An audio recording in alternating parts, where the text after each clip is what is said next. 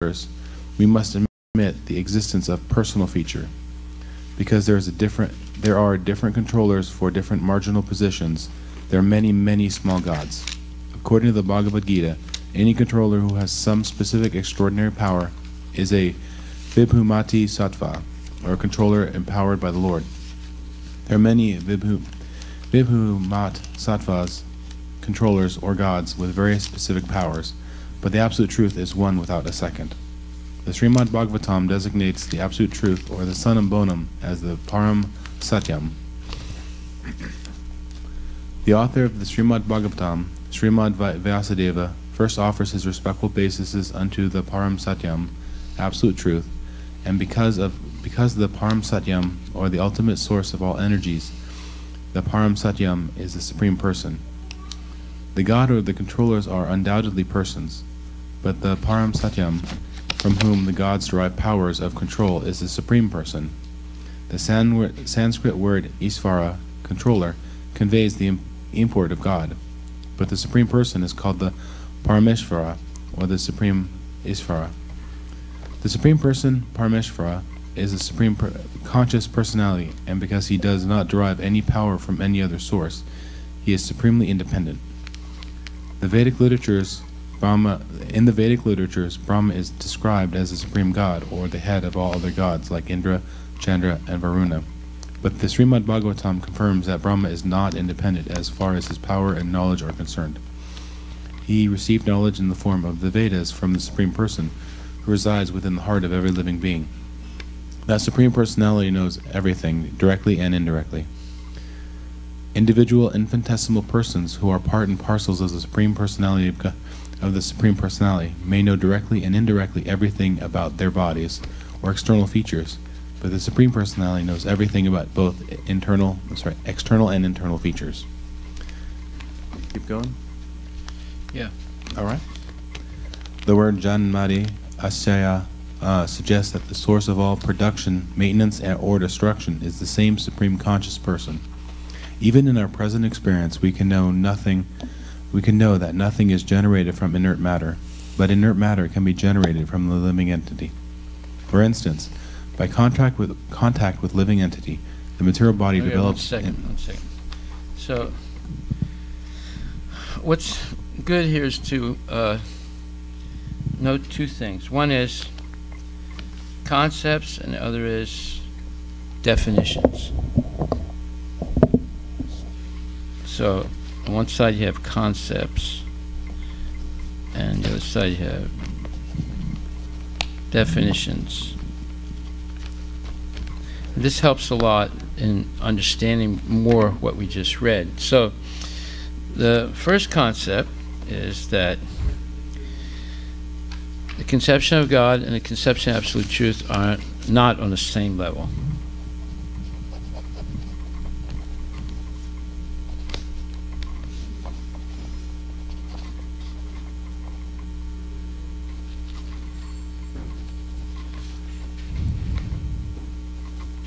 Okay, so, and then he mentions the word summum bonum,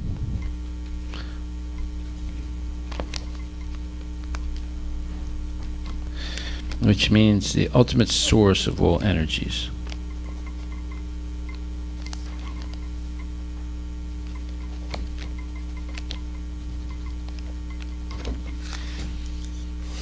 So that is the Latin term, but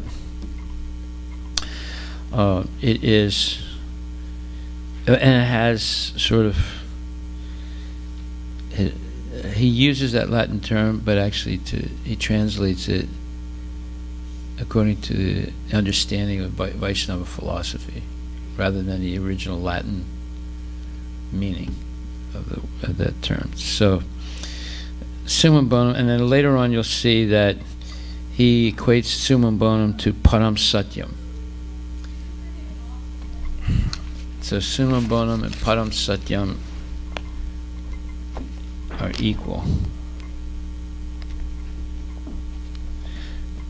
So he says that param satyam means that it's the absolute truth, and He's also the ultimate source of all energies. And it's Supreme Person. It's referring to the Supreme Personality of Godhead. Okay. So basically he says the difference between the concept of the Absolute Truth and the concept of God are not on the same level is because there are many gods. And he equates the word God to Ishwara. It means a controller. And he says there's a difference between the Ishwaras, because there are many of them. You know, Shiva is an Ishwara, Brahma is an Ishwara, Indra is an Ishwara, and so forth. They're all gods in the sense that they're controllers, but they are controllers on different levels, right? But the Param Satyam, or the Absolute Truth. So the demigods are like what you would call the Vibhuti Mat Sattvas. So that's another term. Vibhuti Mat Sattva is controllers empowered by God. The Vibhuti Mat Sattvas are controllers empowered by God. They're given powers by God. But as Param Satyam is the Absolute Truth, and he's the Supreme Person, and he is the ultimate source of all energies. Okay? So there are different, it's like a hierarchy of controllers, and there's an ultimate controller, who's Krishna. But there are other controllers too that are considered like gods. But the Supreme Absolute Truth is higher than the concept of God, because it means he's the source of everything. So then later on he says, he introduces the term also Janmadasya. That means the source of all production, maintenance, or destruction. So that's another terminology.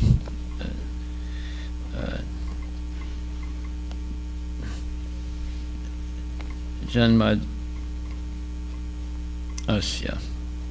Janmadhyasya.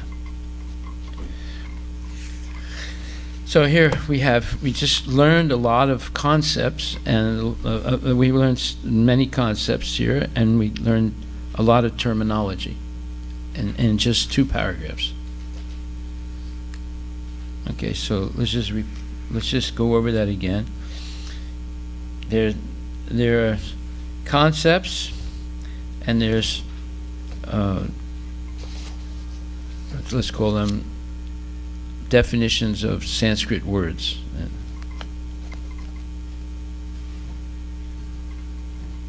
So, main concept is that the conception of God and the conception of Absolute Truth are not on the same level. Okay. So, do we understand what that means? The conception of God means they're Ishwaras, but the Supreme Absolute Truth is the source of everything, of all the Ishwaras, and it's a Supreme Person. And he is, so the Ishwaras are the Vibhuti Mat Sattvas, right?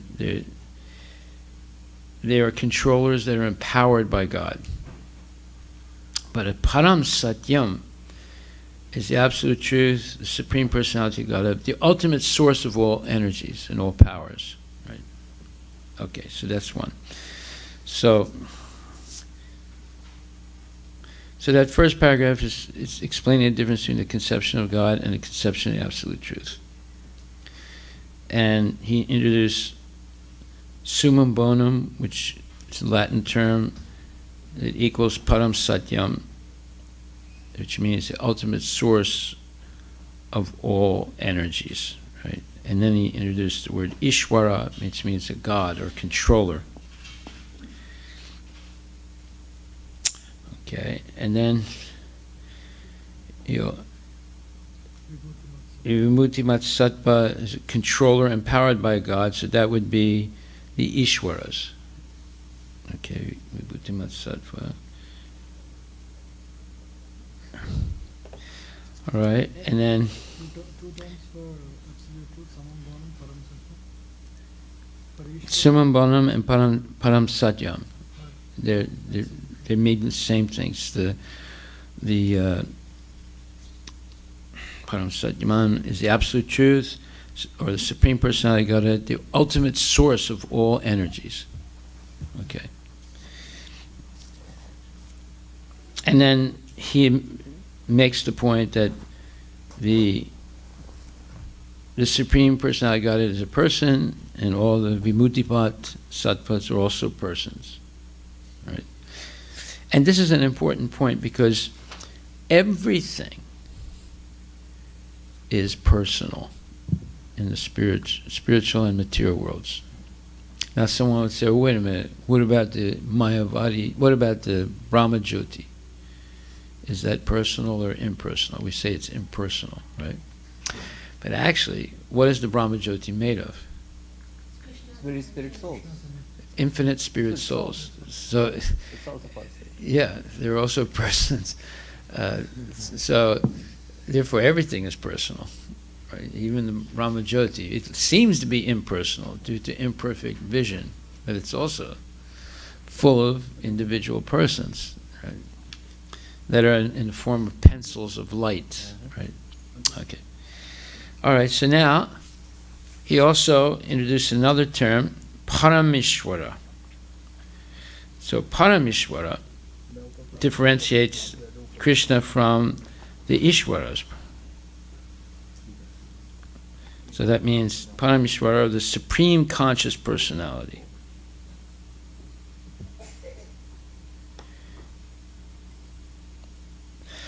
All right.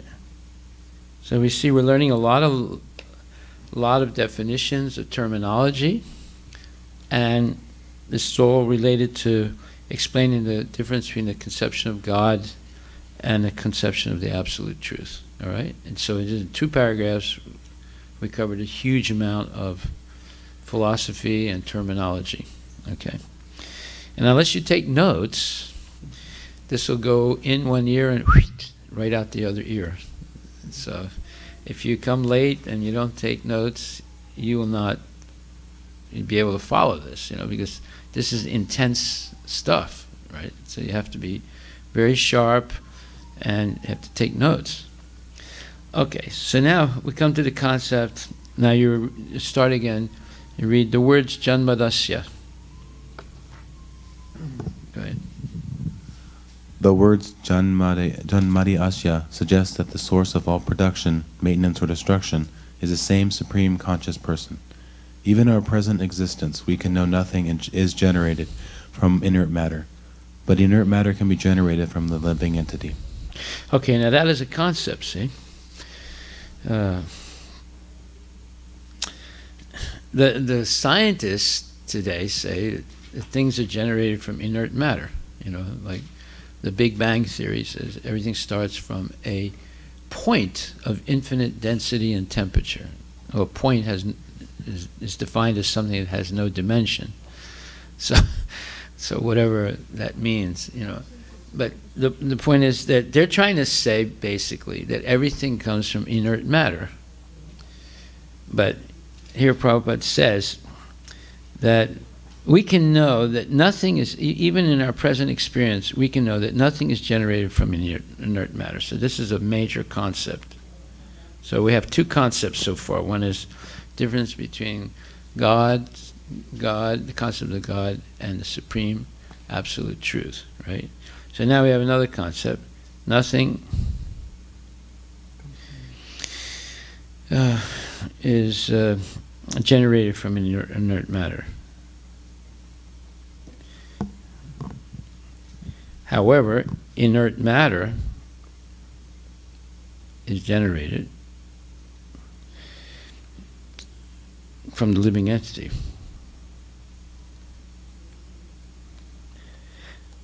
So right here you have, in like not even 2 pages, Prabhupada has debunked modern science already.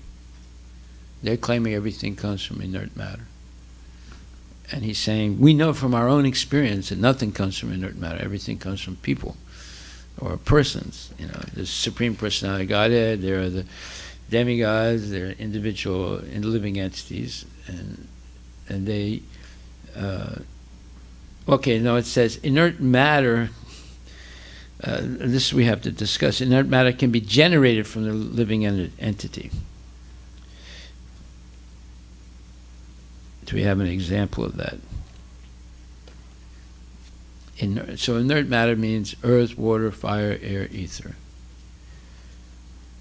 How is that generated from the living entity? Well, your body generates sweat, stool, all these things, right? And they are they could be considered inert matter.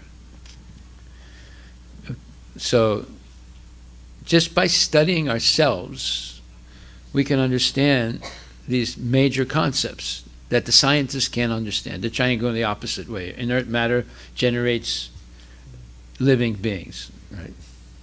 Okay, go ahead. So that's the second major concept, right? First one was there's a difference between the concept of God and the supreme absolute truth. And now, nothing is generated from inert matter, but inert matter is generated from the living entity. Go ahead. For instance, by contact with the living entity, the material body develops into a working machine. Men with a poor fund of knowledge mistake the bodily machinery to be a living being, but in fact the living being is the basis of the bodily machine. The bodily machine is useless as soon as the living spark is away from it. Okay, so this is a major point, the bodily machine. Iswara sarvabhutana hridesena tistati brahmayan sarvabhutani yantra rudrani mayayas. This is a verse from the Bhagavad Gita, as 18th chapter, 66 verse, is it? 18th chapter, and 60, no, not 66 verse. It's which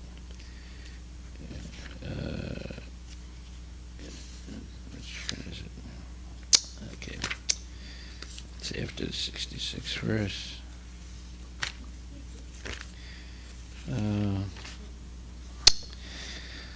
Okay, let's see, where is it?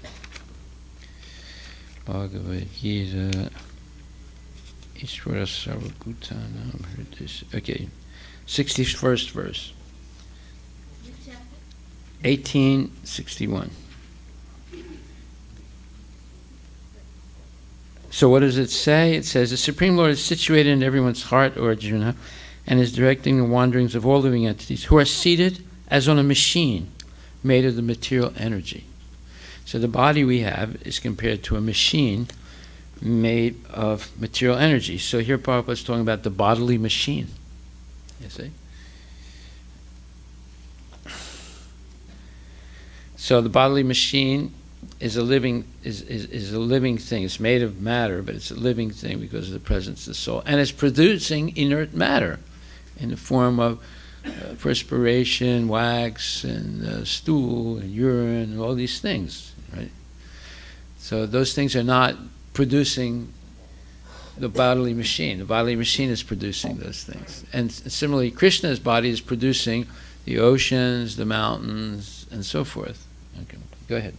So by studying ourselves, we can understand many things about Krishna and many things about the original creation.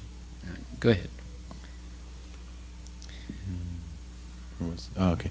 Similarly, the original source of all material energy is the Okay, the body machine is useless as soon as the living spark is away from it. Go ahead. Similarly, the original source of all material energy is the Supreme Person. This fact is expressed in all Vedic literatures, and all the exponents of spiritual science have accepted this truth. The living force is called Brahman, and one of the greatest Acharya's teachers, namely Sripada Sankacharya, has preached that the Brahman is substance, whereas the cosmic world is category. Okay, now it's another philosophical term, substance and category.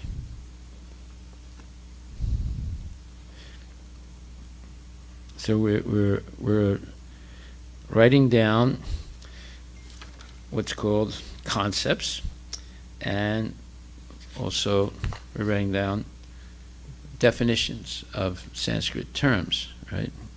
So now this is the third major concept, that is substance and category. So he's saying Brahman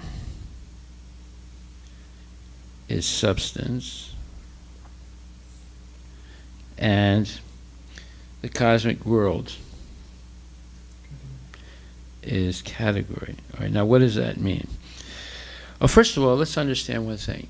Whenever we say Brahman, it can refer to three things. It can refer to Krishna, the living entity, and Prakriti.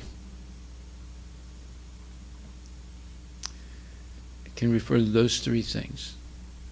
So, in this context, he's referring to Brahman, but it can also refer to the living entity, and it can also refer to Prakriti, the material energy. Okay, so here he's saying that Brahman is substance, whereas the cosmic world is category. That means that everything you see in the material creation is made from the energy of Krishna, and there's two major energies. There's spiritual energy and material energy. Now the scientists, materialistic, atheistic scientists, they deny this. They say, no, everything's made of matter. We don't believe in spirit. You know, if there is a spirit, it's also made of matter. You see, you know, right here, we haven't even read 2 pages. Prabhupada is completely deconstructing all the nonsense that is considered holy grail knowledge in modern world. Right? And if you read substance and category from in a philosophical book, you'll get confused. You can't figure out what the heck they're talking about, right? But here it's very clear. Krishna is the original substance, and everything that comes from Krishna is category. Category means, it's like this. You have earth, and from the earth you make pottery. So earth is the substance, and pottery is a category of it. Huh? Well, you can do many things with the earth. Whatever you can do with the earth, it's the category. But the substance is earth, okay? But the original substance is Krishna, and everything else is category. Okay, go ahead. So these are major philosophical terms, but if you study them in philosophy courses, you get confused. When you study them here, it all becomes very clear, I think. Go ahead. So, Prabhu, when you say substance, you are referring that it is as a source, and the category Yes. as a byproduct? Yes. Substance is Krishna and categories. The essence. But the incarnations are not categories. They are eternal. No, everything that comes from Krishna is category. Even the expansions, in a sense. Although certain expansions are completely non-different than Krishna, but since they come from him, they're his energies. So in that sense, it's a category. Yeah. Okay, go ahead. Brahman is the substance, whereas cosmic world is the category. The original source of all energies is the living force, and he is logically accepted as the supreme person. That he is therefore conscious of everything past, present, and future, and also of each and every corner of his manifestations, both in material and spiritual. Okay, so now if you wanted to, there's another thing you could do. You could write down the qualities of God. You know, so he's defining qualities of God here. So, I mean, we don't want to get too detailed, but this will be your homework. What do you mean last week's homework? How do you know it's last week's homework? Last week. No, last week I asked you to read the introduction. Now we're going over it. Yeah. Okay, go ahead. So, an imperfect living being does not even know what is happening with his own personal body. He eats his food, but does not know how this food is transformed into energy or how it sustains his body. When a living being is perfect, he is aware of everything that happens, and since the Supreme Person is all perfect, it is quite natural that he knows everything in all detail.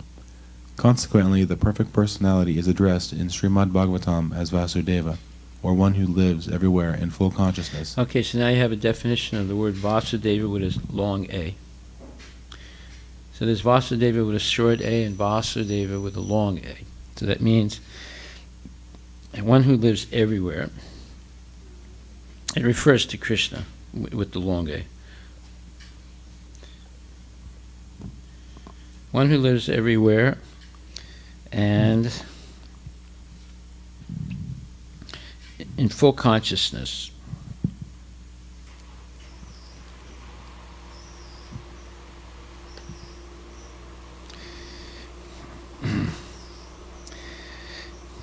And in full possession of his complete energy.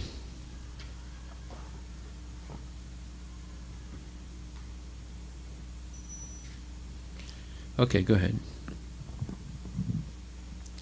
All of this clearly explained in the Srimad Bhagavatam, and the reader has ample opportunity to study this critically. So now you know what to look for when you're reading Srimad Bhagavatam.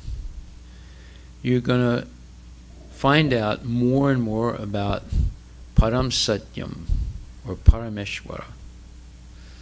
Who is this Krishna? What are his qualities? Right? How is he differentiated from the living entity? But the living entity is coming from him. So you can understand 78% of the Lord from studying yourself. Okay?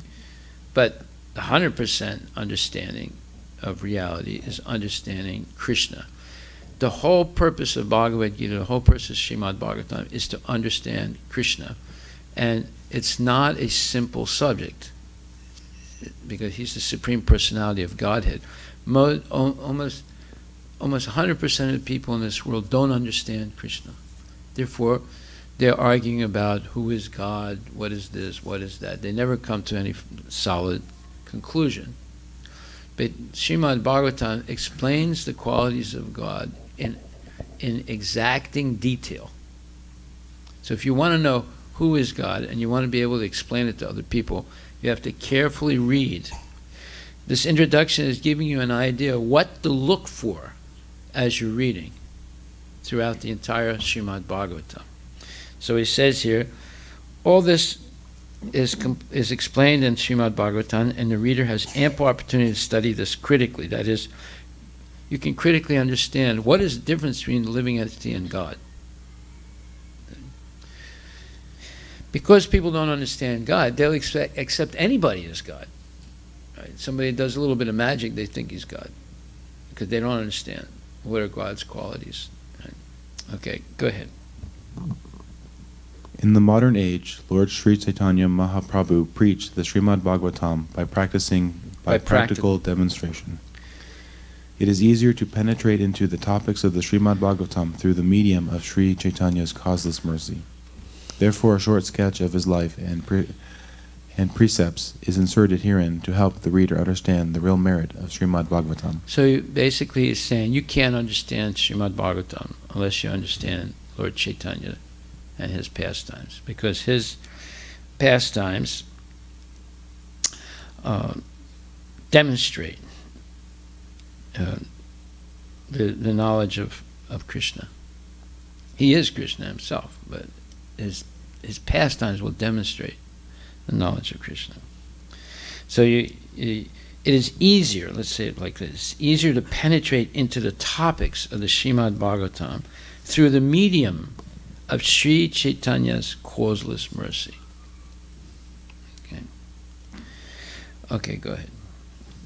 So this is to help the reader understand the real merit of Srimad Bhagavatam by understanding through the medium of Lord Chaitanya's mercy. Go ahead. It is imperative that one learn the Srimad Bhagavatam from the person Bhagavatam. The person Bhagavatam is one whose very life is Srimad Bhagavatam in practice. Okay, so this is another major concept. You learn Srimad Bhagavatam from the person Bhagavatam. So there are two Bhagavatams. There's the book Bhagavatam, and there's the person Bhagavatam. This is another major concept, right? So far we have four major concepts. And, you know, the understanding the difference between God and the Supreme Absolute Truth. And then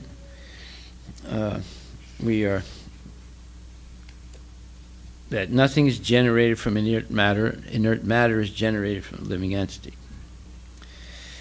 And then substance and category. And now you learn Srimad Bhagavatam from the person Bhagavatam. So, whose very life is Bhagavatam in practice. Go ahead. Since Sri Chaitanya Mahaprabhu is the absolute personality of Godhead, he is both Bhagavan and Bhagavatam in person and in sound. Therefore his process of approaching the Srimad Bhagavatam is practical for all people of the world. It is his wish that the Srimad Bhagavatam be preached in every nook and corner of the world by those who happened to take their birth in India. So now you know what the purpose is of life, is to preach Srimad Bhagavatam in every nook and corner. Not for me, because I'm not born in India, but for you. But here you see there's two Bhagavatams. One is in person, and one is in sound. So Srimad Bhagavatam, the book, is Bhagavatam in sound, right? And Lord Chaitanya is Bhagavatam in person. And sincere and pure representatives of Lord Chaitanya are also Bhagavatams in person. Okay, go ahead. These are all concepts. See, these are transcendental concepts. Go ahead. The Srimad Bhagavatam is the science of Krishna, the absolute personality of Godhead, of whom we have preliminary information from the text of the Bhagavad Gita. Sri Chaitanya Mahaprabhu has said that anyone, regardless of what he is, who is well versed in the science of Krishna, Srimad Bhagavatam and Bhagavad Gita, can become an authorized preacher or preceptor in the science of Krishna. Go ahead. There is a need for the science of Krishna in human society, for the good of all suffering humanity of the world, and we simply request the leaders of the nations pick up the science of Krishna for their own good, for the good of society and for good of all people of the world. So here we see real science, the science of Krishna. The whole purpose of Bhagavad Gita, the whole purpose of Srimad Bhagavatam is to understand who Krishna is. And that means understand as much as humanly possible everything about Krishna. His expansions, his different types of energies, his pastimes. This is a science. This is all precise knowledge. It's true everywhere. Just like Krishna consciousness is true everywhere. We make devotees in Africa, we make devotees in Australia, we make devotees in China, we make devotees in Russia, we make devotees in Europe, we make devotees in North America, we make devotees in South America, we make devotees in the islands, right? Everywhere we go, we can make devotees. Why? Because it's a science. What Prabhupada has taught us, what the acharyas have taught us, it works everywhere. You can take anybody in any language, any ethnicity, and turn them into a genuine devotee, because it's a science. It's true everywhere. It's not true only in a certain reference frame. It's true in all references. It's true in the heavenly planets. It's true in the middle planets. It's true in the hellish planets. So, but it's all based or predicated on knowing who Krishna is, and it's a science. The science of knowing who Krishna is the subject of Srimad Bhagavatam and Bhagavad Gita. Okay, so let's go short sketch of the life. So here we have basically 5 major concepts. The Bhagavatam is the science of knowing Krishna. And then we learn Srimad Bhagavatam from the person Bhagavatam, whose life is Srimad Bhagavatam in practice. Okay. And there's such a thing as substance and category. Krishna is the original substance, and everything that emanates from him is category. And then nothing's generated from inert matter. Inert matter is generated from the living entity. And then the concept of God and the concept of absolute truth are not equal. So these are 5 major concepts that we've studied so far, right? And you'll see them throughout the Bhagavatam. And then as far as definitions of words, we have Vasudeva, one who lives everywhere in full consciousness and in full possession of his complete energy. And also it wasn't in the text, but I gave you that information, that Brahman is substance and the cosmic manifestations category. But when you say Brahman, it can refer to 3 things. It refers to Krishna, the living entity, or Prakriti. Okay, then Prabhupada talks about the bodily machine, and the same concept is there in Bhagavad Gita 1861. And then Janmadasya means the source from which everything comes. That's the Supreme Personality of Godhead, Shri Krishna. And then we talked about the God and the Supreme Absolute Truth. And then Summum Bonum, which equals Param Satyam, the ultimate source of all energies. Then Ishvara, meaning God or controller. And then Paramishvara, the supreme controller. And so those were some of the, and then Param Satyam and Vibhuti Matsattva. Vibhuti Matsattva are controllers empowered by God. And Param Satyam is the ultimate source of all energies. Okay, so we learned a lot of Sanskrit words. We learned some 5 fundamental concepts in reading 2.5 pages. Okay, and there probably is other things that we might have missed, but we don't want to go too much into detail, otherwise we'll spend a month on this 2 pages. Okay, so let's start the sketch of the life of teachings of Lord Chaitanya. Lord Sri Krishna Chaitanya Mahaprabhu, the greatest apostle of the love of God and the father of congregational chanting. Congregational Chanting of the holy name of the Lord. Congressional would mean, the Congress of the United States would be chanting Hare Krishna. They'll come to that, but not yet. Advented himself as Sridhama Mayapura, a quarter in the city of Navadvipa in Bengal, on the Falguni Purnima evening of the year 1407. Sakabda. Thank you. Corresponding to February 1486 by the Christian calendar. His father, Sri Jagannatha Mishra, the learned Brahmana from the district of Shailet, came into Navadvipa as a student because at the time Navadvipa was considered to be the center of education and culture. He domiciled on the banks of the Ganges after marrying Srimati Sachi Devi, a daughter of Srila Nilabara Chakravarti, the great learned scholar of Navadvipa. Jagannatha Mishra had a number of daughters by his wife, Srimati Sachi, and most of them expired at an early age.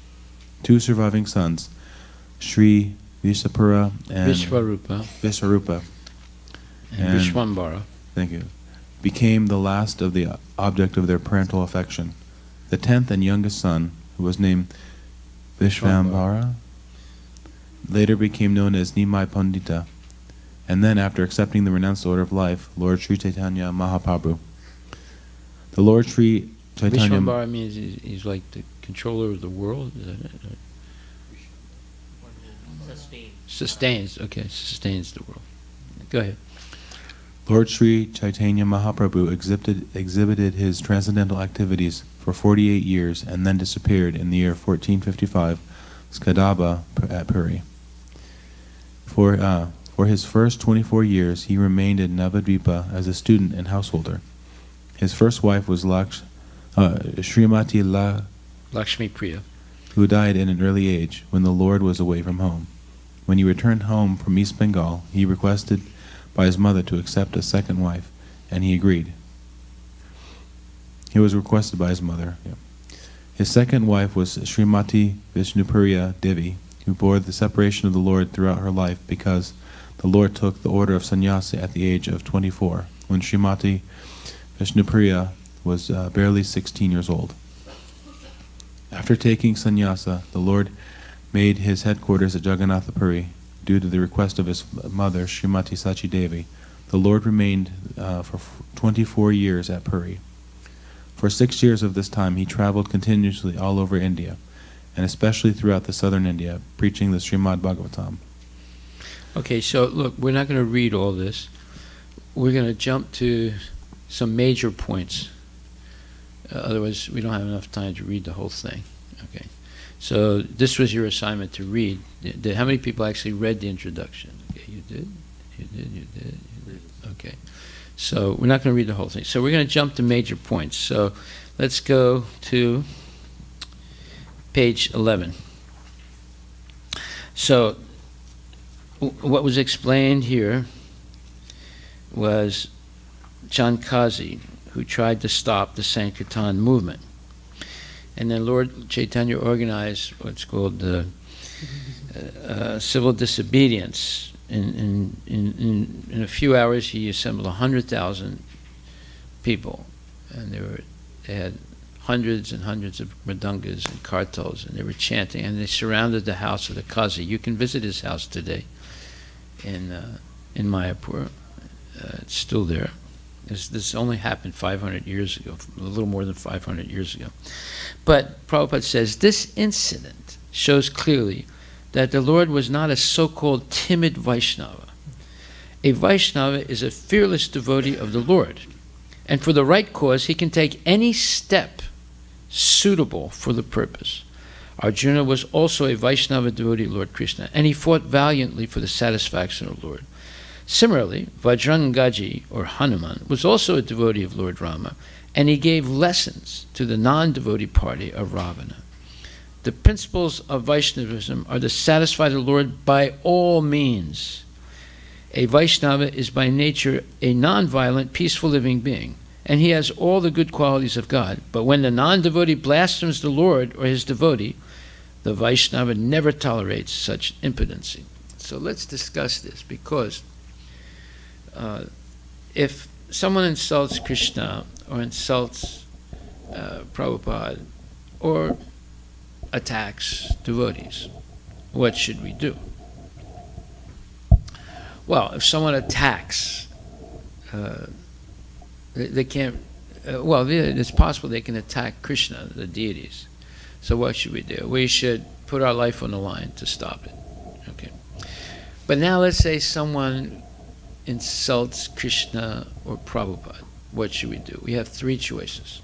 One is you can kill them or physically subdue them. Right? Not kill them, but physically subdue them. But you're not going to be able to do that with everyone. Right? You can cut their tongue out, but that would imply physically subduing them. Or you can walk away. So I would suggest you walk away. Don't engage them in any conversation, any further conversation, because they're just going to...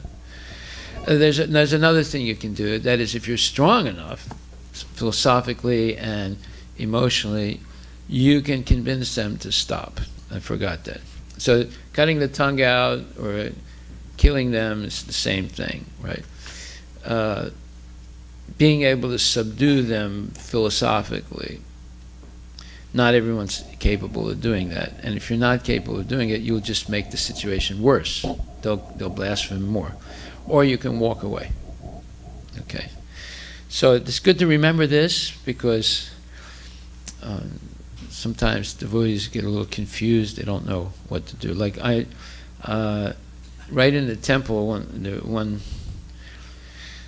there was a mother with her son, and there was a devotee, a female Mataji, and they were talking. This happened some years ago during Ram Nomi, which is going to be Saturday. And this Mataji, she was very enthusiastic about talking about Lord Ramachandra, and she got in a discussion with this mother and her son when they were leaving the temple, and they stopped. She sort of stopped them and started talking enthusiastically about Lord Ramachandra. And the boy was a teenager, he had just graduated high school. He stopped her and said, "Look, I'm not interested in this at all, so please stop." And she got really angry and, really blasted the boy. And this devastated the mother. Why? Because the mother was trying to get her boy to get interested in the temple. But what actually happened was, everything went all right until they were walking out and they got stopped. And the boy, just decided he would never come back to the temple again. So the whole purpose of the mother was defeated. So we have to be very careful about being over-enthusiastic to preach to people and then cause a disaster. This was a disaster for the mother because she thought that by coming to the temple and having a positive experience with the boy that he would be amenable to coming back again more and more. But after that encounter, he decided to never come back to the temple again. So we have to be careful. I mean, he didn't exactly insult Krishna or Rama. He just said, "I'm not interested in this at all." In other words, it was way beyond his tolerance level. His tolerance level was he could come with his mom, see the deities, and maybe hear a few things from his mom, and then they had a little bit of prasadam, and then they were walking out, right? And what happened was it was an overload for him, like an attack, and he said, "That's it, these people are fanatics, I'm not coming back again." So we have to be extremely careful and not be oversensitive about people not giving the right, not having the right attitude as far as respect for the temple, right? Okay, so he didn't actually blaspheme anybody. He didn't blaspheme Krishna or anything. He just was reacting to this lady's overzealous, let's say, energy. That there was just, he was not in the mood of accepting that at that point, right? Okay, so here basically it shows that, see, there's when you have a person, let's say like Gandhi, who was a saintly, so-called saintly person acting as a politician, he was, however, a coward. And because of his cowardly nature, he caused the death of millions of people, or at least hundreds and hundreds of thousands of people, right? So you cannot be a politician and be a pacifist and, or timid or a coward. If you're going to be a politician, politics, by the way, only succeed if there's violence. It doesn't succeed without violence. So you look at any of the political movements that succeeded, like the Bolsheviks, the communists, and the Nazis, and all that. They were all willing to be violent, and they succeeded for some time, and then they were defeated by other violent people, right? Other violent politicians. So Gandhi was a coward. He could have subdued Jinnah and the Muslims if he wanted to, but he didn't. And because that, it caused the death of many, many people, and that's why he was assassinated. So Lord Ramachandra, he was the most peaceful, kind, and gentle person, but when it required, he became an indomitable warrior, right?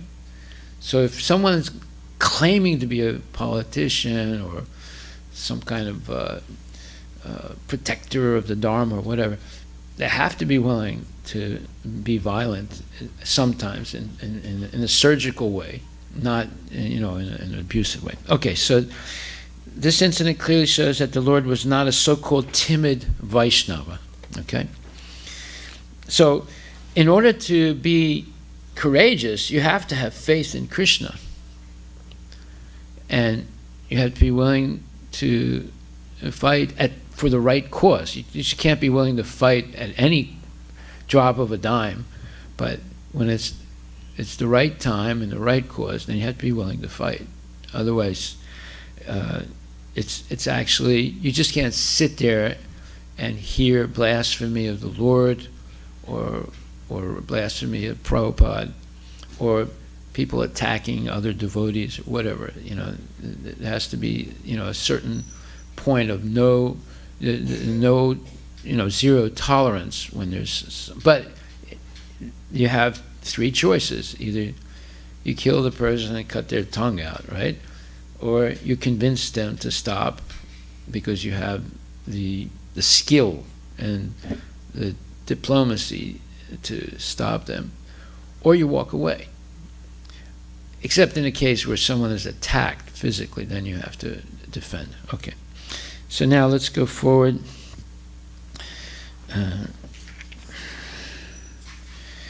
When in the history of Jagai and Madai. So in the history of Jagai and Madai, it says, this is what Lord Chaitanya, on the beckoning of Nityananda, accepted to forgive them on the condition that they would no longer engage in any sinful activities. Now this is important. Why? Because when we're accepted by a spiritual master, like when all of us have to accept a spiritual master, it's basically the same thing. It's basically saying, you have to follow the 4 regulative principles: no meeting, no gambling, no illicit sex, no intoxication, always chant 16 rounds minimum, good rounds, and listen to Bhagavad Gita. Actually, we heard last night, I read directly from a letter from Prabhupada, all initiated devotees have to come. It's mandatory to the morning and evening program, and have darshan, bow down to the deities, Tulsi Puja, this, and especially take part in the classes, morning and evening. It's mandatory. This was the rule when Prabhupada was setting up the temples. He said everyone has to come, and also if you have the time, you go out on Sankirtan on a regular basis, at least once a week. We used to go out every day. So if we don't follow these rules, then we're missing the opportunity to make significant spiritual advancement in this lifetime. Right? So this is the specific kindness of Lord Chaitanya. In this age, no one can say that he is free from sin. It is impossible for anyone to say this. But Lord Chaitanya accepts all kinds of sinful persons on the one condition that they promise not to indulge in sinful habits after being spiritually initiated by a bona fide spiritual master.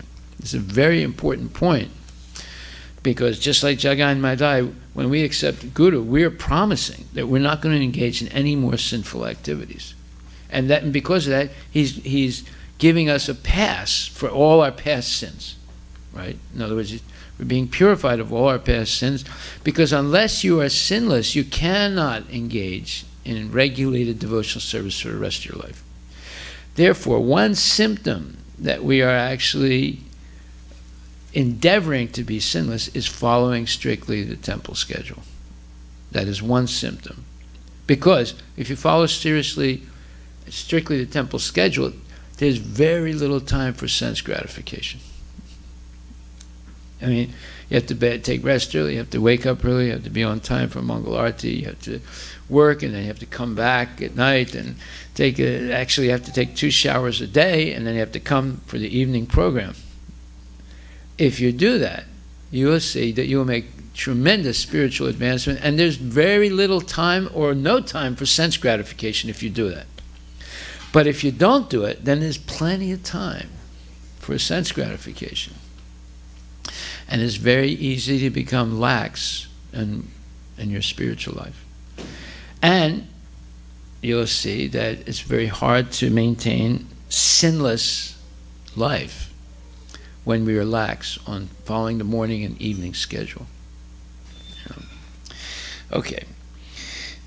So let me just read that again. This is the specific kindness of Lord Chaitanya. In this age, no one can say that he is free from sin. It is impossible for anyone to say this. But Lord Chaitanya accepts all kinds of sinful persons on the one condition that they promise not to indulge in sinful habits after being spiritually initiated by the bona fide spiritual master.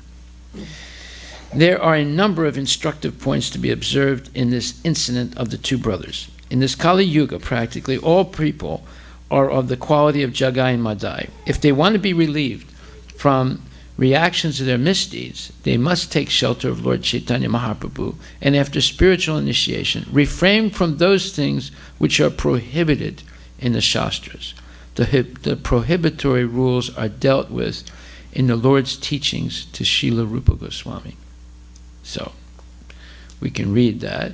The Lord's teachings to Rupa Goswami, basically, it's the nectar of devotion. Right? So, all the rules and regulations, the nectar of devotion is the law book of Krishna consciousness.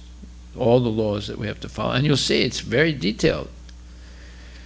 One thing that's not allowed is to give your obeisances with your feet crossed, with your legs crossed. Like some people, they don't stand up and then bow down. We're sitting down, they just lean over and give their obeisance. Actually, it's offensive to do that. I see that often. But how do you know it's offensive? If you haven't read I think the whole number of 64 rules of conduct in the temple, you won't know. So that's why nectar of devotion is important. It's the law book of Krishna consciousness, right? And you'd be very shocked. In fact, if we have time in another session, we'll read those rules. All the rules you have to follow in the temple. Okay, so it says, practically all people are of the quality of Jagai and Madai in this age. If they want to be relieved from the reactions of their misdeeds, they must take shelter of Lord Chaitanya Mahaprabhu, and after spiritual initiation, thus refrain from those things which are prohibited in the Shastras. The prohibitory rules are dealt with in the Lord's teachings to Srila Rupa Goswami. Okay, so then next point.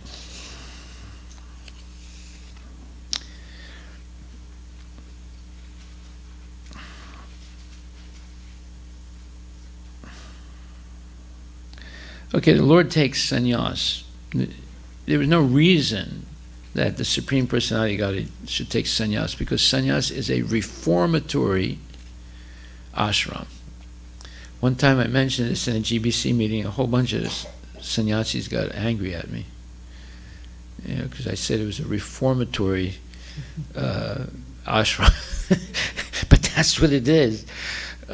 Yeah, all these ashrams are to purify ourselves, right? And it's not that I'm sannyasi, I'm perfect. It is a reformatory ashram. It's a very strict rule. No, no close relationship with any woman, etc. And all these things are very strict rules that sannyasi has to follow. So, but Lord Chaitanya took sannyas because he wanted people not to insult him, because they'd be committing a terrible offense. So the students that criticized Lord Chaitanya because he was chanting Gopi Gopi, he was thinking, I got to do something so people don't criticize me. So at that time, people did respect sannyasis. Maybe not so much now, but definitely at that time. So he took sannyas so that no one would commit any offense against him, and they would be very respectful. When the Lord became aware of this, the fact that there was malicious talks about him on the part of the general public, he began to consider the various types of men found in society. He noted that especially the students, professors, fruitive workers, yogis, non-devotees, and different types of atheists were all opposed to the devotional service of the Lord. My mission is to deliver all the fallen souls of this age, he thought. But if they commit offenses against me, thinking me to be an ordinary man, they will not benefit. If they are to begin their life of spiritualization, they must, some way or another, offer obeisances unto me. Thus the Lord decided to accept the renounced order of life, sannyasa, because people in general were inclined to offer respects to a sannyasi. So who does he say are inclined not to respect? Well, they are students. Why? Because students are learning nonsense things in school. There's no doubt about it. In fact, I'm going to finish my book on Prabhupada's consideration of what is education. And when you read it, you will be shocked. But we should read it. We should know what Prabhupada thought about modern education. And not only Prabhupada, Bhaktivinoda Thakur, and basically Lord Chaitanya also. So he notes that students, professors, fruitive workers, meaning karmis, yogis, non-devotees, and different types of atheists were all opposed to the devotional service of the Lord. So now we know who is going to give us a problem when we encounter them. Okay? Prabhupada now says, 500 years ago, the condition of society was not as degraded as it is today. At that time, people would show respects to a sannyasi, and the sannyasi was rigid in following the rules and regulations of the renounced order of life. So this is what's happened. Like, people usually were very respected very much Catholic priests and the Pope and the archbishops and the cardinals, you know. But if you look at all the scandals in the Catholic Church now, there are a lot of people who have lost respect for them. Why? Because they're not rigidly following the rules and regulations of the renounced order of life. That's why. And the same thing can happen to us in ISKCON. If we don't rigidly follow the rules and regulations of the renounced order of life. Now, any devotee, whether they're brahmachari, brahmacharini, grihastha, vanaprastha, or sannyas, we're all in a renounced order of life. To get initiated, you have to renounce sense gratification. We can only gratify the senses up to the limit of what is prescribed by Krishna consciousness. If we go beyond that limit, we're committing sinful acts. So unless we follow rigidly, we will not be able to preach. Yes? Yesterday you clarified something about the sannyas. Not taking the Mayavad sannyas, but then... Well, the person who was speaking, he said, you know, you should not take, he's saying a little jokingly, but I wanted to clarify, that you should not take sannyas in Kali Yuga. Yeah, but that question was asked to Prabhupada, and he said that means Mayavadi sannyas, not Vaishnava sannyas. You can take Vaishnavas, but not Mayavadi sannyas. Can you clarify how we use the material things towards the service of the Lord versus for your own benefit? Is that the Mayavad sannyas? No, the Mayavadi sannyasis basically deny the divinity of Krishna. They're the worst blasphemers.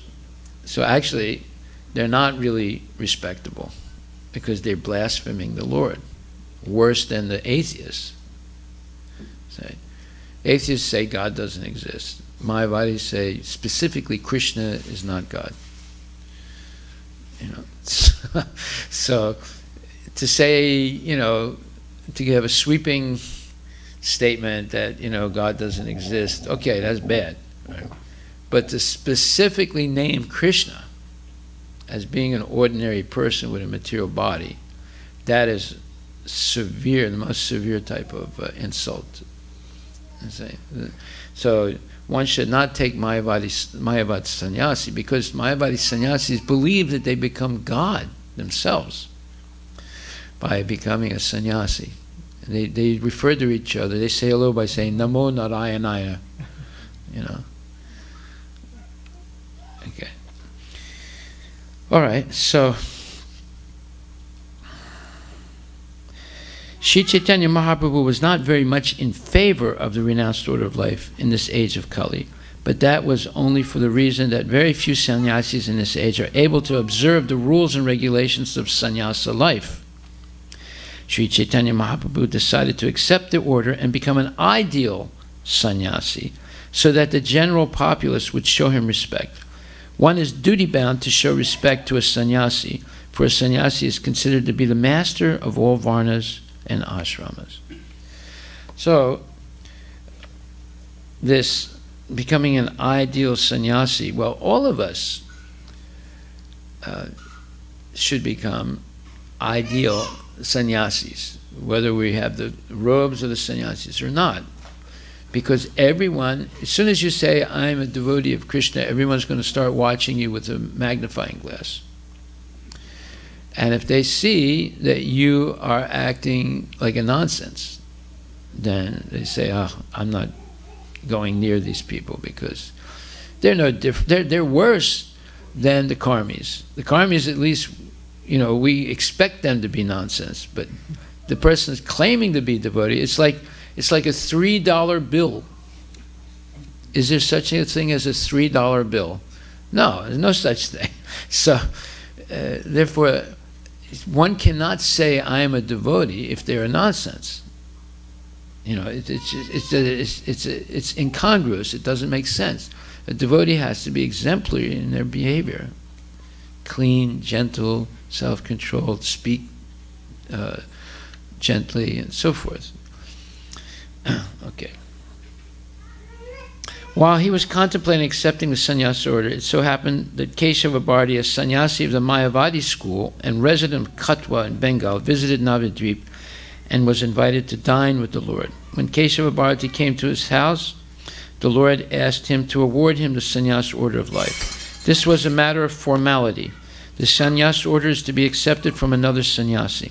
Although the Lord was independent in all respects, still, to keep up the formalities of the Shastras, he accepted the sannyasa order from Keshava Bharati, although Keshava Bharati was not in the Vaishnava Sampradaya school. Yeah, he was in the, I think, the Sankara Sampradaya, right? But Lord Chaitanya accepted sannyasa. Now, why?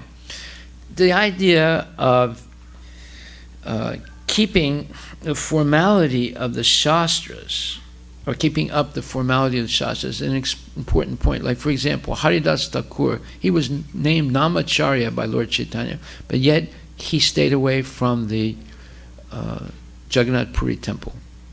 Why? Because he did not want to disturb the social, let's say, etiquette. He was born a Muslim, and if he insisted on entering the temple, it would have created a maelstrom. You know, the Brahmanas would have rejected him. So he never entered the Jagannath temple. And Jagannath went to see him, meaning Lord Chaitanya went to see him in private and bringing him prasadam. So Lord Chaitanya understood why he was not coming to the temple, but he respected him and he is, you know, let's say the most austere devotee in that time. Okay, so this keeping up the formalities of the Shastras is an important point. We're not here to create a social revolution. We're here to create a spiritual revolution, right? So there's a difference between a social revolution and a spiritual revolution. The social revolution, you have Gandhi declaring unqualified people to be Harijans. That's a social revolution, right? Whereas a spiritual revolution is elevating the Harijans to the position of Vaishnavas. That's a spiritual revolution. Social revolution is politically say the Harijans must enter the temple and must do this and must do that. They should get jobs. They should do that. Oh, that's the social revolution. Jai Shri Radha Nila Madhava Ki Jai. Bhattacharya. Let's get this. Okay, so we have a few more points, and then we'll stop.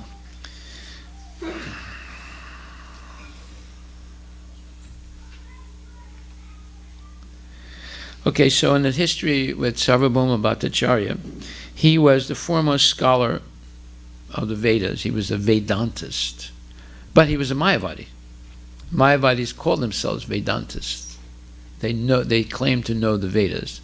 They can quote the Vedas. They know Sanskrit very well. But actually, they give a false interpretation of the Vedas. So here Prabhupada says, those who are followers of the Sankara cult, like Sarvabhauma Bhattacharya, are generally known as Vedantists. This does not, however, mean that Vedanta is a monopoly study of the Sankara Sampradaya. Vedanta is studied by all the bona fide Sampradayas, but they have their own interpretations. But those in the Sankara Sampradaya are generally known to be ignorant of the knowledge of the Vedantist Vaishnavas. For this reason, the Bhaktivedanta title was first offered to the author by the Vaishnavas. So Prabhupada received this title because Bhaktivedanta means he knows the conclusion of all the Vedic knowledge. What is the conclusion of all Vedic knowledge? Bhakti. Full immersion in devotional service. So in other words, if someone has studied all the Vedas and knows the Vedas, how will he know that he knows the Vedas? Because he passes a test? No. Because he's fully engaged. He or she is fully engaged in devotional service. That's the person who knows the Vedas. Always chanting Hare Krishna, always 24 hours a day, 365 days, 366 days on leap year, engaged in devotional service. That's the proof that they know the Vedas. It's not the proof that they passed the test. That's not the proof. You know, I once met a man. He came to our temple. When there was a little house here, and after the class, he came up to me. He said, "Do you know who I am?" I said, "No, I don't know who you are." And he took this card out of his pocket. And that's who I am. So I looked at the card. It says that he was a member of the Rosicrucians, and in the card said, "This is to certify that so and so is God." He said, "Now you understand who I am?" I said, "Oh, I got a question to ask you." He said, "What's that?" I said, "How did you become God?" "Well, I did a little bit of yoga, and I did some meditation, and I read the Tibetan Book of the Dead, and I became God." I said, "Now I know you're an imposter." He said, "How is that?" I said, "Because if you were God, you never become God." God doesn't forget who he is. And you don't become God by doing a little bit of yoga and meditation and reading the Tibetan Book of the Dead. That's a bunch of nonsense. So he was like really discouraged, that I didn't take his card seriously. But, this is the type of craziness. They're crazy people. There are millions of crazy people in this world, So here it says,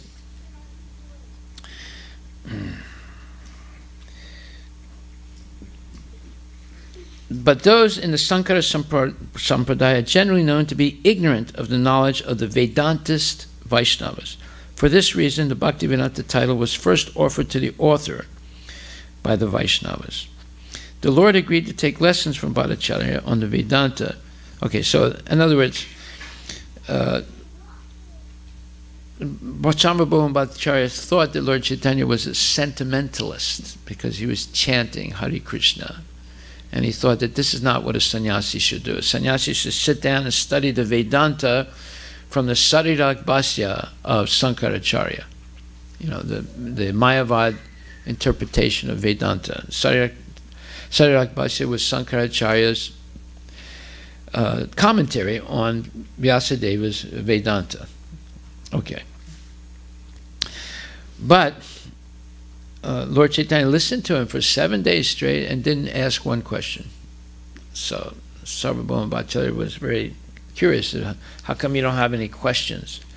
He said, "Well, I understand all the verses you read, but I didn't understand your explanations. So that was like a blow to him, you know. That's like saying, I understand what the Vedanta is saying, but your interpretation is bogus, you know. So he said, oh, you think you know better than me, then why don't you explain it, you know. So then, here Prabhupada says, the authority of the Vedas is unchallengeable and stands without any question of doubt. And whatever is stated in the Vedas must be accepted completely, otherwise one challenges the authority of the Vedas. The conch shell and cow dung are bone and stool of two living beings, but because they have been recommended by the Vedas as pure, people accept them as such because of the authority of the Vedas. The idea is that one cannot get his imperfect reason, one cannot set his imperfect reason above the authority of the Vedas. The orders of the Vedas must be obeyed as they stand without any mundane reasoning. The so-called followers of the Vedic injunctions make their own interpretations of the Vedic injunctions, and thus they establish different parties and sects of the Vedic religion. Lord Buddha directly denied the authority of the Vedas, and he established his own religion. Only for this reason, the Buddhist religion was not accepted by the strict followers of the Vedas. But those who are so-called followers of the Vedas are more harmful than the Buddhists. The Buddhists have the courage to deny the Vedas directly, but the so-called followers of the Vedas have no courage to deny the Vedas, although indirectly they disobey all the injunctions of the Vedas. Lord Chaitanya condemned this. So, therefore, what is it that the Mayavadis do, or the false Vedantists do? They give their own interpretations, and they change the meaning, original meaning of the Vedas.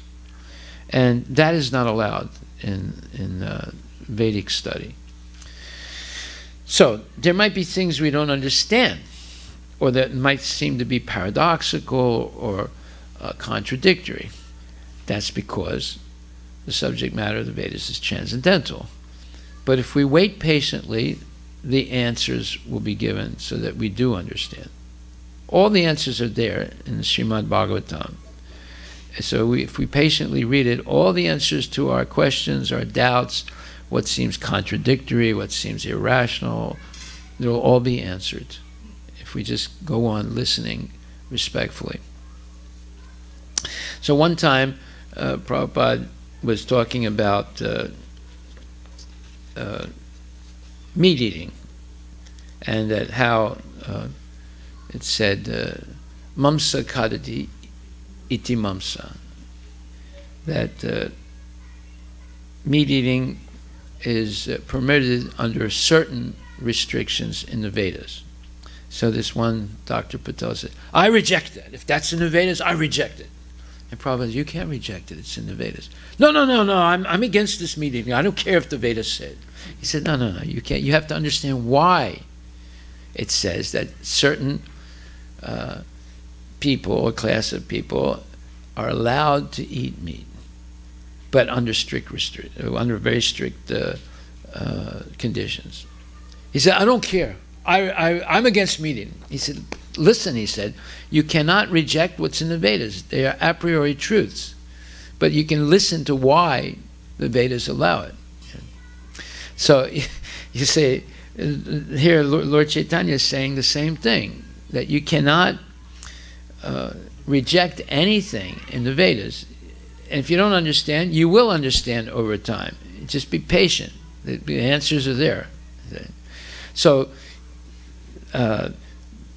some people are allowed to eat meat, but they must, first of all, they can't kill a cow.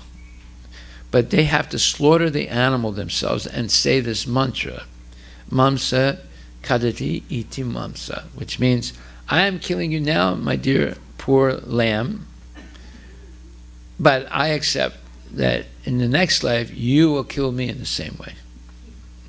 You have to say that out loud, and you have to know the meaning of it. You can't just say it in Sanskrit and not know the meaning of it, right?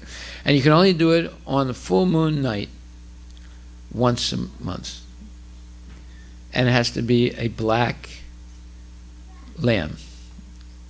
Right. So if you go to Bengal, you'll see there's a lot of black sheep all over the place in Bengal, because they're following that rule. I don't know if they do it on the full moon night. So, but you can't kill a cow. You know, you can't slaughter a cow. And also, Kshatriyas are permitted to eat meat. So I was talking to a man in South India, and he said, "Oh, you guys are all Brahmins, you know, Hare Krishna is all Brahmins. But I am teaching people to be Kshatriyas, and Kshatriyas are allowed to eat meat." I said, "Wait a minute. They're allowed to eat meat, but that doesn't mean they have to eat meat." I said, "Of the Pandavas, the 5 brothers, only Bhima ate meat. The other 4 Pandavas didn't eat meat, and Arjuna was the most lethal warrior of the Brahmanas, even more lethal than Bhima. He didn't eat any meat. And the only reason Bhima ate meat is because he married Hidimbi, who was a Rakshasi, and she would make meat for him, you know. But the other Pandavas never touched it. So, yeah, they're allowed to eat meat, but it doesn't mean they have to eat meat, right? And they're allowed to kill animals to practice their martial arts, but they have to do it under strict rules, right? So, all these things are explained in the Vedas because the Vedas are a big tent, and everyone can fit underneath it, you know. And there's something for everyone, you know. There's different slokas for different folks. So, but we don't follow the slokas for the low folks. We follow the slokas for, you know, the higher folks. But that's not to deride the lower people, because the Veda, if the Brahmins teach properly, they're able to elevate people gradually to a higher platform of spiritual realization. So it's enticement. There is the Karmakanda section of the Vedas. It's for the enticement of very materially attached people. It's just like, if I hand you an ant to eat, you will not eat it. But if I cover the ant with chocolate and sugar, and maybe a little bit of strawberry flavoring, and I hand it to it, you'll eat it. You'll eat it. You won't notice that it's an ant. Right? I won't tell you either that there's an ant inside. Yeah, but if I just hand you the ant, so why don't you eat this? He says, "No, I never touched that." Yeah. You see, so the sugar coating is Karmakanda section, where you can get all kinds of material desires satisfied by following certain Vedic rituals. But that's not the purpose of the ritual. The purpose of the ritual is to satisfy the beast so that we can evolve the devotee in the beast body, right? Okay, so now it says, the Vedic injunctions are self-authorized, and if some mundane creature adjusts the interpretations of the Vedas, he defies their authority. It is foolish to think of oneself as more intelligent than Srila Vyasadeva. He has already expressed himself in his Shastras, and there is no need of help from personalities of lesser importance. His work, the Vedanta Sutra, is as dazzling as the midday sun, and when someone tries to give his own interpretation on the self-effulgent sun-like Vedanta Sutra, he attempts to cover the sun with the cloud of his imagination. So, in other words, interpretation, or as we call it, the classy word for interpretation is hermeneutics, is not permitted in Vedic circles. The only time there's some interpretation is when there's something that is not clear. But that's very rare. And even if there's something that's not clear, we accept the explanation of the previous acharyas. We don't try and give our own take on it or our own spin, you know. That's a very important point. Now, okay, so then after the whole episode with the Bhattacharya, Bhattacharya wrote 100 verses glorifying Lord Chaitanya. But in one of those verses, he changed a word of the Shastra from mukti to bhakti. And Lord Chaitanya said, "Why did you do that?" He said, I don't want to use the word mukti in this verse. There's a verse that has the word mukti in it. Because the Mayavadis will interpret that as the goal of life. He said, no, you're not allowed to change one word of the Shastra. He said, no, but they'll misunderstand it and they'll profit from it to support their... He said, no, mukti means bhakti. You're not allowed to change one word of the Shastra. You see? Very instructive. So, what one word did they change? The Brahmins changed in the Bhagavad Gita. They changed guna to janma, right? And they created the false caste system. So you just by changing one word. Chaturvanyam maya shristam guna karma vibhagasam. Just by changing one word, they've created a disaster in Hinduism. We're not allowed to change one word, and we're not allowed to give our own spin or interpretation to anything. We have to accept the Vedas as the acharyas have given it to us. Now, my daughter, when she was going to UW, she became part of a club of the Bhagavad Gita, and they met in the house of some very prominent Hindu gentleman who lives in Medina, and they would sit there once a week and they would read one or two verses of Bhagavad Gita, and then they would go around the group, and everyone could give their own interpretation of it.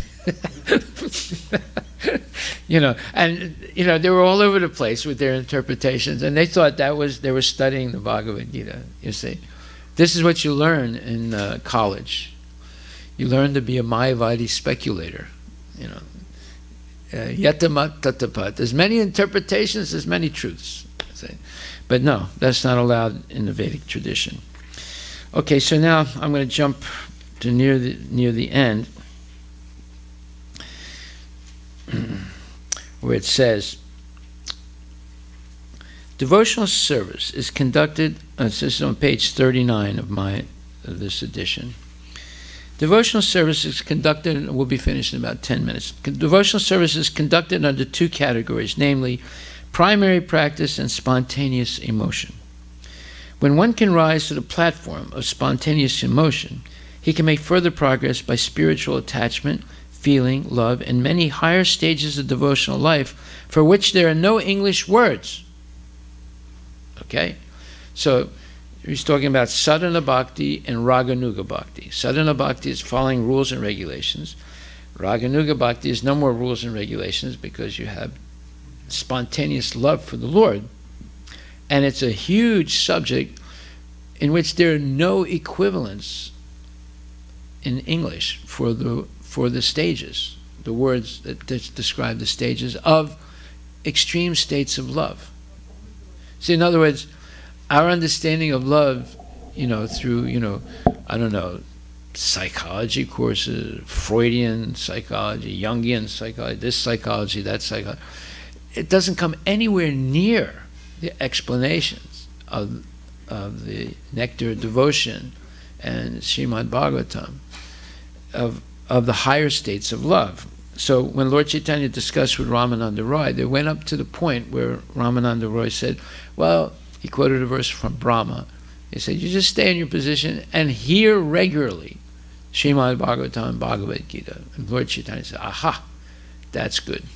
So he rejected, performing rituals. He rejected following Varnashram Dharma. He rejected always, do everything. You give everything to Krishna. You do everything for Krishna. He rejected all those things. The question was, what is the best way to be Krishna conscious? He rejected all those things. But when he said, you just stay in your position, you can be a taxi driver, you can be who knows what. You can deliver newspapers, or you can be an IT guy, or you can be a businessman, or whatever. You can work in the Mukilteo casino, whatever. But you just go on every day, morning and evening, hearing Bhagavad Gita and Srimad Bhagavatam from bona fide devotees. And Lord Chaitanya, aha, he said, that's good. He said, I accept that. That's the way to be Krishna conscious. But then they began to talk about the higher and higher states of love, where there are no English equivalent words to explain those states. You have to use the Sanskrit words, and you have to understand the Sanskrit meaning of them. Okay? So it says here that devotional services conducted under two categories. And he says, we have tried to explain the science of devotional service in our book, The Nectar of Devotion, based on the authority of Bhakti Rasamrita Sindhu by Srila Rupa Goswami. Transcendental devotional service has 5 stages of reciprocation. And he explains Santa Rasa, and Dasya Rasa, and Vatsalya Rasa, and Madhurya Rasa. Okay? The different 5 types of positive rasas with Krishna, or mellow relationships with Krishna. Okay.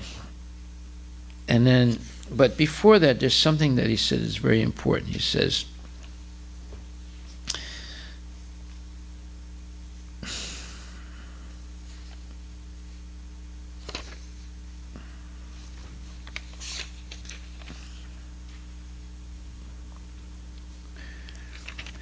says,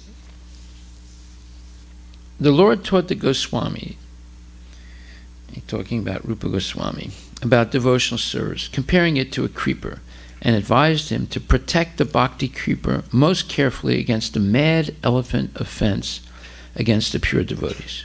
In addition, the creeper has to be protected from the desires of sense enjoyment, monistic liberation, and perfection of the Hatha Yoga system. They are all detrimental on the path of devotional service. Similarly, violence against living beings and desire for worldly gain, worldly reception, and worldly fame are all detrimental to the progress of bhakti or Bhagavata Dharma. So this one paragraph on page 39 is very pregnant with deep understanding of Krishna consciousness. So basically it says that devotional service is like a plant. When it begins to sprout, it's very delicate, and then it roots, and it starts having leaves, and eventually it has flowers, and then fruits. But it has to be protected. The flies and the moths and the mad elephant might walk into your garden and crush everything, so it has to be protected very, very seriously. So therefore, the worst offense that we can perform that would destroy our creeper of devotion is to insult a pure devotee and commit an offense against a pure devotee. It's called the elephant offense. It immediately stops our spiritual progress. In addition, the creeper has to be protected from the desires of sense enjoyment. So we can please our senses up to the limit of Krishna consciousness. So you can have nice prasadam, you can take 2 baths a day, put on clean clothes, you can cut your fingernails, keep your hair groomed, or shave your head. You can come to the temple where there's beautiful arti and incense and flowers, and make garlands, and make nice clothing for the Lord, and hear uplifting philosophy and histories, and this is all pleasing to the senses, but it's based on Krishna consciousness. And you can have children, and you can have a family and raise the children, but all of this is regulated. That means there's limits that you don't go beyond, right? And if you stay within those limits, you'll never have a problem in life. You'll be able to circumvent all problems by the mercy of the Lord. But if we don't, then we always have problems, even in spiritual life, because of not rigidly or not seriously following the rules and regulations. So what are those problems? The desire for sense gratification and sense enjoyment, monistic liberation, in other words, impersonal liberation, merging, urging and merging, as the Mayavadis say. We're urging in the material world, but we're seeking merging, where we stop urging. It's all nonsense. But that material, monistic liberation, and perfection of the Hatha Yoga system, which is mystical powers, where you control your breathing, and eventually you develop mystical powers. So all those things are actually impediments on the path to devotional service. They're not actually, people think, oh, the yoga is good. Well, not the yoga that they do today. It's not good. It's actually a diversion. It only increases your desire for sense gratification. It doesn't decrease it. Now they have the, anyway, I'm not going to talk about it, I'm sorry. I won't bring it up. So, all these things are detrimental on the path of devotional service. Pure devotional service must be freed from all desires for sense gratification, fruitive or materialistic aspirations, and culture of monistic knowledge. One must be freed from all kinds of designations. I am Western Washingtonian. I am a Kashmiri Brahmin. I come from Telangana. I come from, Andhra. I'm from southern Tamil Nadu. We don't like the northern Tamil Nadu. I am Dravidian. We don't like the Aryans. So all these are designations. They're false designations. Right? Were you an Aryan in your last life? No. I was in the body of a dog. How can I be an Aryan? Will you be an Aryan in the next life? No. How can I be an Aryan when I'm going to become a cockroach? Right? So all these designations are false. They're called upadis. I am this. I am that. No. What am I exactly? I'm the eternal servant of Krishna. That's my real identity. Just like the other day when they were having this Srinivas Kalyanam, the priest said, Gotra. I said, Achyuta Gotra. I said, okay. Harivilas does Achyuta Gotra. So what is Achyuta Gotra? Gotra means, what is your family? What is your lineage? Well, because I joined Krishna consciousness, my family lineage is I come from Krishna. I'm part of Krishna's family. I don't say, oh, I was born in Armenia. That's my body, but that's not my soul. So we have to give up all the body identifications. They're called upadis. They are false designations.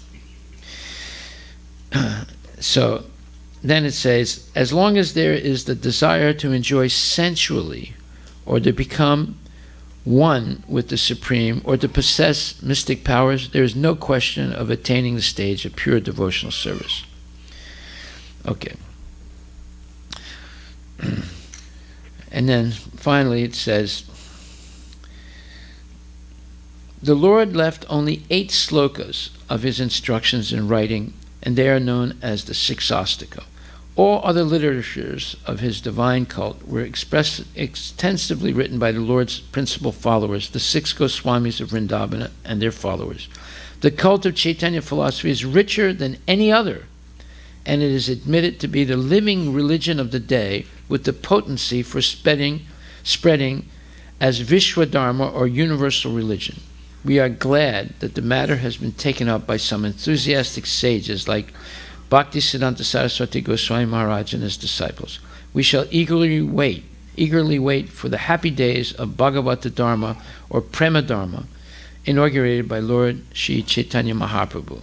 And then he reads the 8 slokas. So, this is our destiny. Our destiny is the happy days of Bhagavata Dharma, when we're able to make the whole world Krishna conscious. And Prabhupada says only 1% of the world has to be Krishna conscious to convert the entire world. So how many people are there? There's 6 billion people in the world, right? So what's 1% of 6 billion? Is it 600,000? Huh? 16 million. Okay. So we're not even at 1 million. So we got quite a ways to go. But with 16 million devotees, we could convert the whole Earth planet to Krishna consciousness. He says only 1% of the population has to be Krishna conscious to convert the whole planet. So we have a ways to go. But he says that we shall eagerly wait for the happy days of Bhagavata Dharma. Okay, so we'll stop right there. We went through some of the major points that were made in the introduction, especially in the first 2.5 pages, and then we skipped through. So you should study your notes and be able to answer a few questions next week. And now our homework is chapter 1. You have to read chapter 1, and I'm going to give you a sheet of answers, of questions that you have to answer. Okay. So, here. There are 2 sheets. These 2 sheets, all of them are on 2 sheets like that. So I didn't get a chance. You can. Share the soft copy also. You give, Yeah. Well, you can staple them, and then give them to people, and then print some more from my computer. What was the homework? Oh yeah, okay, yeah, okay. So you quickly read that, and then we have a very honored 2 guests tonight that we want to celebrate their being with us. Madhava Chandra and his wife. Yeah, and Bhakta Michael, who is trying